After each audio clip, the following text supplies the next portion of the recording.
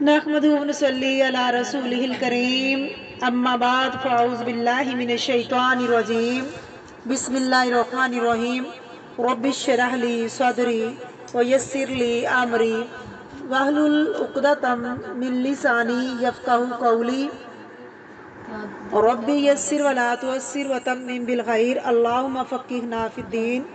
سورۃ البقرہ آیت نمبر 269 لفظی ترجمہ روٹ ورڈ اور تفسیر۔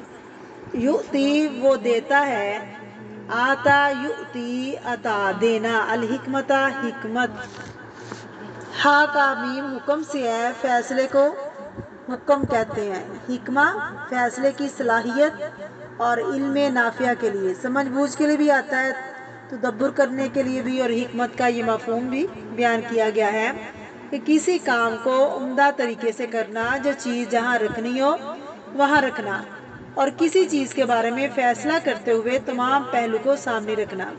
حکمت کا لفظی معنی کسی بھی چیز کو اس کے اصل مقام پر رکھنا اور صحیح فیصلے کی صلاحیت کا ہونا۔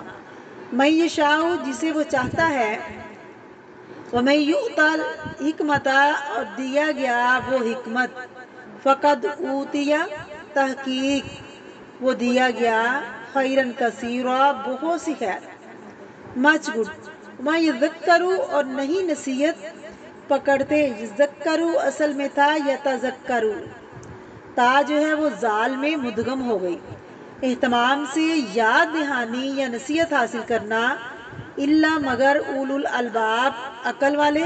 الباب جو ہے لب سے ہے، لب کہتے ہیں عقل کو، لیکن ہر عقل لب سے نہیں کہلاتی، وہ عقل جو آمیزش سے خالی ہو، اس لیے اسے لب لباب کہتے ہیں۔ لب لباب کسی چیز کی اصل نکالنا، خالی چیز اس میں سے نکال لینا۔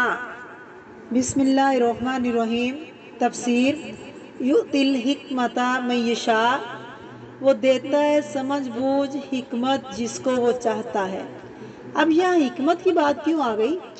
حکمت ہوتا ہے صحیح وقت پر صحیح فیصلہ کرنا، دانش مندی، عقل مندی کا ثبوت دینا، جو چیز جہاں رکھنی چاہیے وہی رکھنا، یعنی جہاں خرچ کرنا چاہیے وہاں خرچ کرنا، جو چیز دینی چاہیے وہی دینا، نہ اس سے زیادہ نہ کم، یہ سمجھ بوجھ اللہ جسے چاہے دیتا ہے۔ ومن یؤت الحکمت اور جس کو حکمت دے دی گئی، جس کو یہ سمجھ بوجھ مل گئی، فقد اوتی خیرا کثیرا اس کو بہت بڑی خیر مل گئی۔ جس کو حکمت ملی، سمجھ بوجھ ملی، اس کو سارا کچھ مل گیا۔ وما یذکر الا اولو الالباب اور نہیں نصیحت پکڑتے مگر عقل والے ہی، بس عقل والوں کو ہی بات سمجھ آتی ہے، ہر ایک کو نہیں آتی۔ یعنی جو شخص صحیح جگہ پر اللہ کے بتائے ہوئے طریقے پر خرچ کرتا ہے وہی حکمت والا ہے، اور نہ سمجھی کیا ہے، نہ دانی کیا ہے، کیا کرنا، مال کو غلط راستے پر خرچ کرنا، شیطان کے بتائے ہوئے راستے پر خرچ کرنا۔ حکمت کا تعلق صرف مال خرچ کرنے سے نہیں ہے، حکمت کا تعلق زندگی کے سارے معاملات سے ہے۔ انسان جو کچھ بھی کرے سمجھ بوجھ کر کرے۔ حکمت مادوں میں بھی ہوتی ہے اور کاموں میں بھی ہوتی ہے۔ مثلاً کاموں میں حکمت کیا ہے؟ مثلاً کھانا پکانے کی مثال ہے، آپ نے دیکھا ہوگا کچھ لوگ کھانا پکاتے ہیں، کبھی نمک زیادہ ہوتا ہے، کبھی مرچیں زیادہ ہوتی ہیں، کبھی تیل زیادہ ہو جاتا ہے، کبھی کچھ اور کبھی کچھ، یعنی اسے جیسا پکنا چاہیے تھا ویسا نہیں پکتا۔ اب حکمت کیا ہے؟ جو چیز جیسی ہونی چاہیے تھی ویسی ہی ہو، نہ زیادہ ہو نہ کم۔ اسی طرح کپڑے سینے میں بھی حکمت کیا ہے؟ صحیح سائز کے مطابق ہو، نہ زیادہ لمبا ہو کھلا ہو، نہ زیادہ چھوٹا یا تنگ ہو، جو چیز جہاں کہیں پڑی ہے وہی رکھی جائے تاکہ اس کو صحیح طور پر یوز کیا جا سکے۔ حکمت کیا ہے؟ چیزوں کو ان کی مناسب جگہ پر رکھنا۔ گفتگو میں حکمت کیا ہے؟ جو بات جہاں کہنی چاہیے وہاں کہنا، وقت سے پہلے نہ کہہ دینا، اسی طرح وقت گزر جانے کے بعد بھی نہیں کہنی۔ جب ایک معاملہ ہو چکا تو خواہ مخواہ اس کو چھیڑ کر اس میں فساد برپا کرنا، بس ہو گیا، گزر گیا، اب دوبارہ نہیں اس کو کرنے کی ضرورت۔ حکمت باتوں میں بھی ہوتی ہے، بات کو موقع کی مناسبت سے کرنا۔ مثلاً اگر کوئی فوت ہو گیا تو وہاں کیسی بات کی جائے؟ جوک سنانے یا شادی کے موقع پر کیا کیا جائے؟ خوشی کے موقع پر خوشی کا اظہار، غم کے موقع پر غم کا اظہار۔ اور اگر کوئی اس کے برعکس کرے، خوشی کے موقع پر رونا شروع کر دے، یہ حکمت نہیں ہے اس کی۔ اسی طرح عمل میں بھی حکمت کیا ہے؟ جو چیز جہاں کی ہے وہیں رکھی جائے۔ مثلاً قرآن پاک کے رکھنے کی جگہ کہاں ہوتی ہے؟ اونچی جگہ پر، مقدس جگہ پر۔ اسی طرح کپڑوں کے رکھنے کی ایک جگہ ہے۔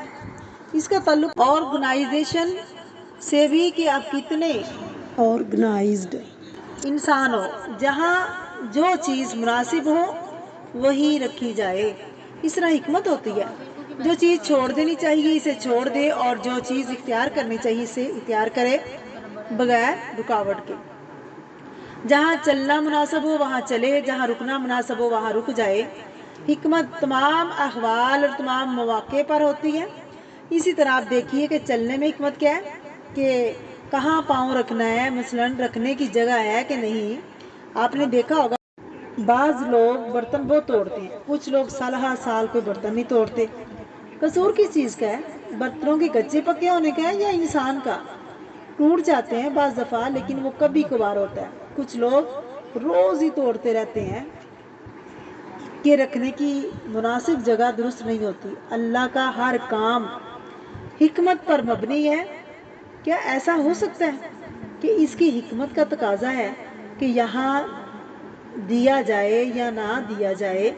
ہمیں بھی سوچ سمجھ کر کام کرنا چاہیے اور دیکھنا چاہیے کہ میری غلطی کہاں ہے، کیونکہ بہت سے لوگ غلط کام کرتے ہیں پھر مانتے بھی نہیں کہ غلط کام کر رہے ہیں، سوچتے نہیں کہ ہم غلط کر رہے ہیں، اور جس کو حکمت دی گئی اس کو بہت بڑی بلائی دی گئی۔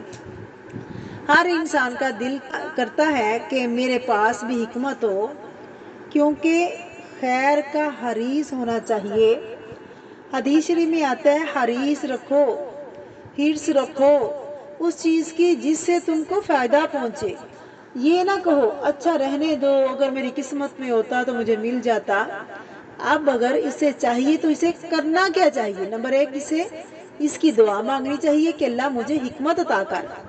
سب سے پہلے اللہ سے مانگے، کیونکہ یہ اللہ دیتا ہے، تو جو اس سے مانگے گا اسے ملے گا۔ نمبر 2، عقل مندوں کی محبت اختیار کرنی چاہیے۔ صاحب حکمت لوگوں کی صحبت میں بیٹھے، دیکھے کہ وہ کیسے کام کرتے ہیں۔ مثلا اگر آپ اچھا کھانا پکانا ہے تو صرف ریسپی کی بک پڑھ کر بنا لیں گے، سوال ہی پیدا نہیں ہوتا۔ ضرور علم سے، کتاب سے حکمت نہیں آتی، آپ کو اس کے پاس کھڑا ہونا پڑے گا، دیکھنا پڑے گا، غور کرنا پڑے گا، کیونکہ پکانے والا اپنی ہر چیز بتاتا بھی نہیں ہے، بس کر ہی رہا ہوتا ہے۔ تو جس چیز کا جو ماہر ہو اس کی محبت اختیار کرنا ضروری ہے۔ نمبر 3، زندگی کے تجربات، اگر انسان ان سے سبق سیکھے۔ کچھ لوگ کہیں سے نہیں سیکھتے، تجربے کر کر کے سیکھتے ہیں، یہ بھی حکمت حاصل کرنے کا طریقہ ہے، لیکن یہ طویل صبر ہوتا ہے۔ انسان غلطیوں کو کر کر کے پھر اپنی غلطیوں سے سیکھے، یہ بھی صرف وہ لوگ سیکھتے ہیں جو سیکھنا چاہیں۔ بہت سے لوگ اس سے بھی کچھ نہیں سیکھتے۔ یہاں فرمایا وَمَا يَذَّكَّرُ إِلَّا أُولُو الْأَلْبَابِ، نصیحت نہیں پکڑتے مگر عقل والے۔ الباب کا لفظی ترجمہ دیکھے کیا تھا؟ الباب لب سے ہے، ہر عقل لب نہیں ہوتی۔ پیور اور خالص عقل، جسے عقل رشد کہتے ہیں، جو آمیزش سے خالی ہو، جس کو انسان واقعی استعمال کرے اور اسے فائدہ حاصل کرے۔ خاص طور پر حکمت کا لفظ دین کی سمجھ کے لیے استعمال ہوتا ہے۔ دنیاوی معاملے میں بھی حکمت ہوتی ہے، خصوصی دین کی سمجھ، اصل حکمت اللہ کے خوف سے آتی ہے۔